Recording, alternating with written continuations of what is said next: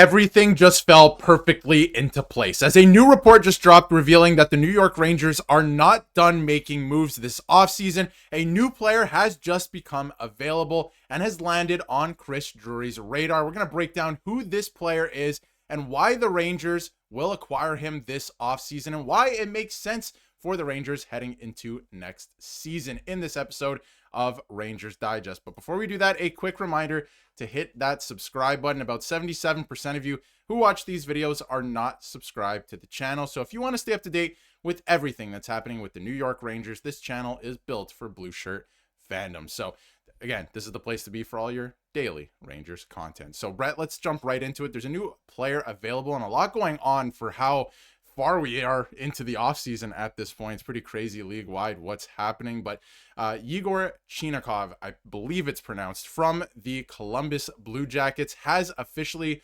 essentially requested a trade through this article. This was reported late yesterday, and he said that he had some misunderstandings with the coach during the season. Now, I would be glad to have a trade. I would like to move to a different location.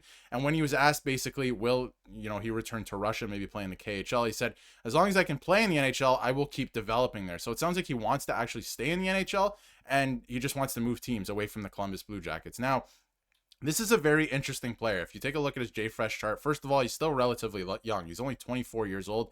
He's projected as a third liner, but if you take a look at some of the advanced analytics, this is a guy that can chip in for goals here and there. He's a very good depth player, right? So I think this is a very interesting option considering the Blue Jackets at this point have no leverage here. Like, we know that he has to be traded before the season starts, or maybe he goes back to Russia, right? That could be an option. But what do you make of all of this? I think it's a very interesting target, and I think the Rangers definitely have him on their radar. Yeah, Chinakov is interesting, a younger player. I always like, bringing in younger guys. And the Rangers actually one of the younger teams in the NHL, which is Yeah. extremely surprising considering, their star players are veterans, but it's nice to see some young guys, the Will Coolies, the Braden Schneiders develop. And bringing in a Chinakov would certainly be interesting. He's got a nice frame. He's got some nice offensive upside, drafted in 2020, former first round pick. You see right here on the stats, he had a total of 15 points this past season, only 30 games. The reason that was is because he dealt with some back issues Mhm. last season, which is definitely concerning, in any sport, especially for a young player that I know it's easier to recover, from injury when you're younger, but he's dealt with, a bunch of different injuries over the past few years, multiple upper body injuries. And like I said, missed nearly 40 games, I believe, with a back injury, which is just concerning to me because it makes you less mobile, Yeah. especially on the ice. You have to be very mobile, and, having those back issues is a concern. But I mentioned the offensive upside, and you mentioned it too, Darius, that he can certainly chip in. The only issue I have with Chinakov is that we've only seen him be a double-digit scorer once in his career. I know he's only been in the league 4 years. Yep. He's had some durability issues, but only one time, 16 goal year in 2023, 2024. So he's shown he could do it. I would just like to see a little more on the resume, but certainly an interesting piece. He has an elite wrist shot. I was watching some tape and one shot, off a one timer, it was just absolutely electric off his stick. So, we have to, see and make the call on all options. We spoke about Zellweger. At least make the call. Do your due diligence to improve this team. Yeah, totally agree with you. At least make the call. And I think I would actually like this player more than Zellweger. I think it actually makes more sense for the team. And a lot of people are talking about where he might play. And you did a good job breaking down, his past the last couple seasons. I mean, this is a player last season dealt with some injuries that is cause for concern. Of course, we saw what happened with Chris Kreider with a back injury. And you never want to see a back injury. It's really hard to come back from and deal with and manage. But half a point a game player, that's not bad at all, especially if you want to bring him into, produce points. That's what he would come in to do. Now, a lot of people are talking about where he would play. on the New York Rangers. And NY Louis, love you, man. I use your stuff all the time. You do some great breakdowns. But on the second line, I think it's interesting. Maybe it works out that way, especially if he can stay healthy.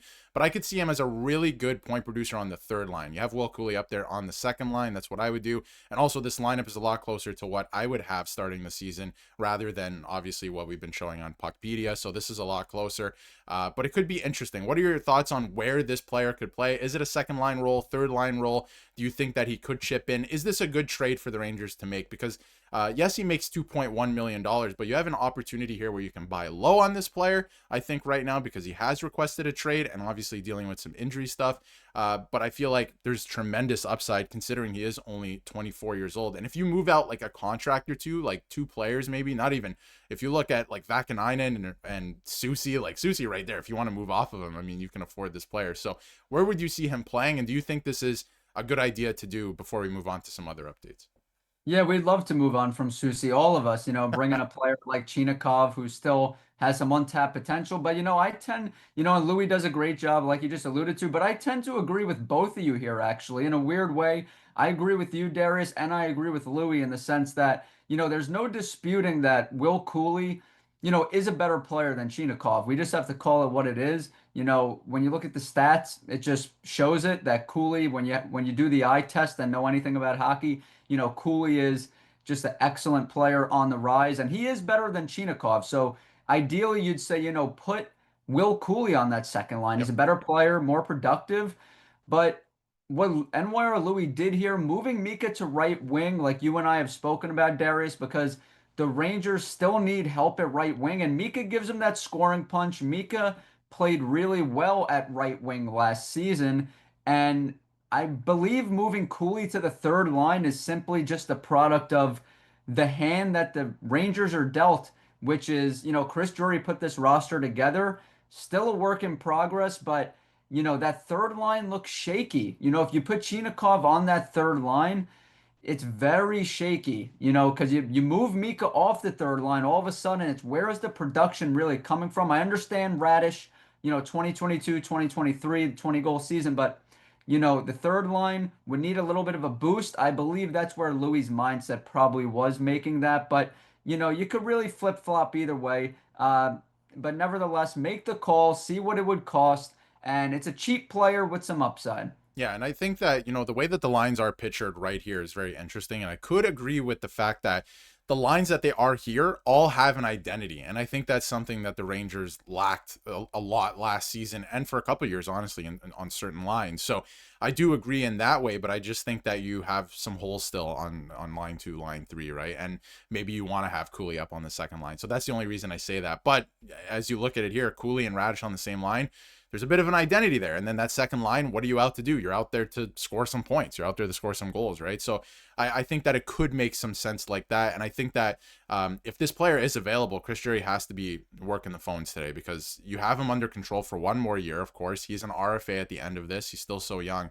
He makes 2.1. I think that it makes a lot of sense to buy low on a player that could still have a high ceiling. And he's not a small player by any means either. He's 6'1", right? He's not the smallest guy. So it could be interesting. They have no cap space right now to make it work. But again, if they move off a contract or two, they absolutely can make it work. So I think it's very interesting. Brett, I want to move on to some other updates and let us know in the comments how you feel about Chinikov. I think it could be a very interesting acquisition. I think the Rangers have to at least make a call on it. Keandre Miller officially spoke out finally since leaving the New York Rangers and being traded to the Carolina Hurricanes. And he had a nice message on Instagram that he posted.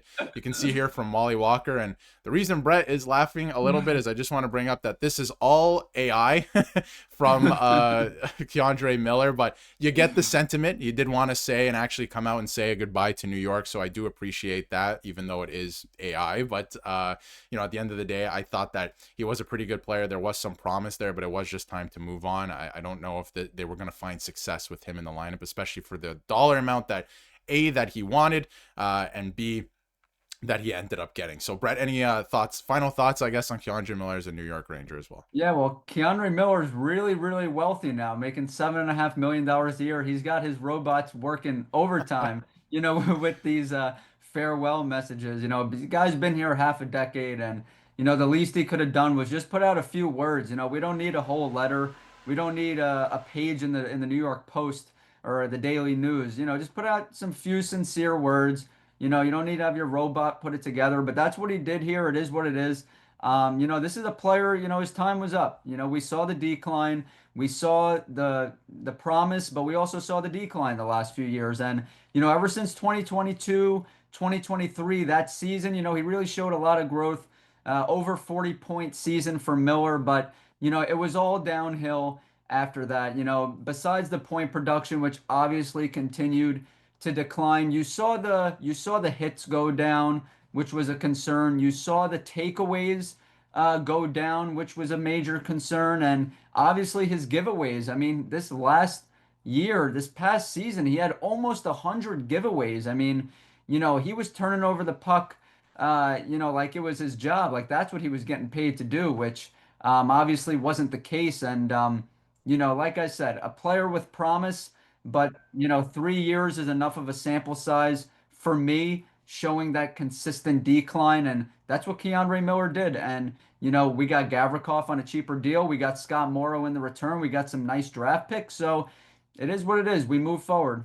And just because it doesn't work out in New York doesn't mean that it won't work out for him in Carolina. So again, like I don't think he's like a bad guy or anything like that. That's not the message I'm trying to convey. I just think with where the Rangers are going and their defense pairings, he was with the way he was playing and things were going. I don't think he was long for this team and the structure. So that's that. Appreciate him putting out a message, I guess, even though it is AI. But we move on. But sounds like there's going to be some moves coming yet for the New York Rangers. So stay tuned for that as the summer goes on. We're going to keep you updated on everything that's going on before the season officially starts with the schedule. And we covered that in another video officially being released just the other day. So let us know how you feel in the comments about everything we covered today. Keandre Miller's comments on leaving the team, and obviously Chinakhov. I think it's an interesting idea. I think Chris Drury has to at least pick up the phone and just see what it would take to get that player, because I think you would be buying low on him right now, and he could actually help the team, whether it's on the second line or the third line